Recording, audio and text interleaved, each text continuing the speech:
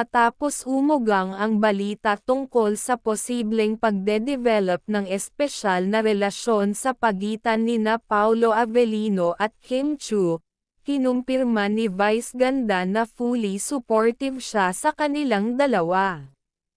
Naging usap-usapan kamakailan lamang ang chemistry nina Paolo at Kim sa kanilang mga proyekto. Dahilan upang marami ang magtanong kung ito na nga ba ang simula ng isang bagong pag-ibig. Sa isang panayam kay Vice Ganda, ipinaabot nito ang kanyang mensahe ng suporta para kay Paolo. Ayon kay Vice, matagal na niyang kaibigan si Paolo at nakita niya ang dedikasyon nito sa kanyang trabaho at sa mga mahal niya sa buhay. Aniya, kung sino man ang magpapaligaya kay Paolo, buong puso kong susuportahan. Dagdag pa ni Vice, naniniwala siyang mabuting tao si Paolo at nararapat lamang siyang maging masaya sa buhay pag-ibig. Hindi rin nakaligtas sa mata ng publiko ang tila kakaibang glow ni Kim Chiu nitong mga nakaraang araw.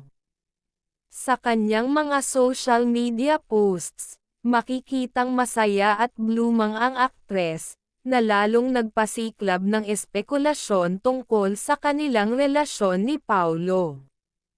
Sa kabila nito, nananatiling tikom ang bibig ng dalawa tungkol sa tunay na estado ng kanilang relasyon.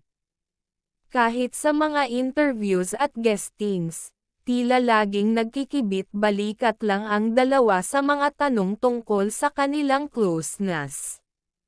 Sa kabila ng kanilang pag-iwas sa isyu, patuloy ang suporta ng kanilang fans.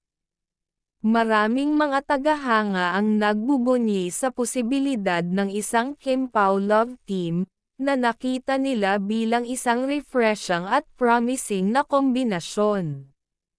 Sa social media, nagtrending pa ang hashtag na #KimPaoForever, na nagpapakita ng mainit na pagtanggap ng publiko sa tambalan ng dalawa. Sa isang eksklusibong interview, ibinahagi rin ni Paolo Avellino na malaki ang respeto at paghanga niya kay Kim Chiu, hindi lamang bilang isang artista kundi bilang isang tao. Ayon kay Paolo, si Kim ay isang napakabuting tao.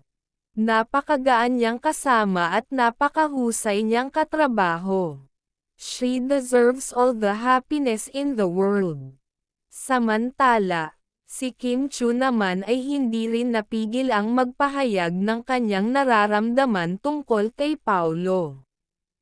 Aniya, si Paolo ay isa sa mga pinaka-genuine na tao na nakilala ko. Masarap siyang kasama at marami akong natutunan sa kanya. I am grateful for his presence in my life. Gayunpaman, sa kabila ng mga magagandang salita ng dalawa para sa isa't isa, nananatiling pribado ang karamihan sa mga detalye ng kanilang ugnayan.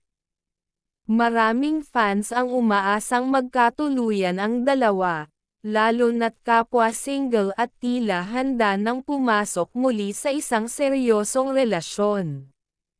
Muli, ayon kay Vice Ganda, ang mahalaga ay ang kaligayahan nila. Huwag natin silang pangunahan, kundi ipagdasal na lamang natin na sana ay magtuloy-tuloy ang kanilang pagiging masaya. Kung anuman ang desisyon nila, nandito lang tayo upang suportahan sila.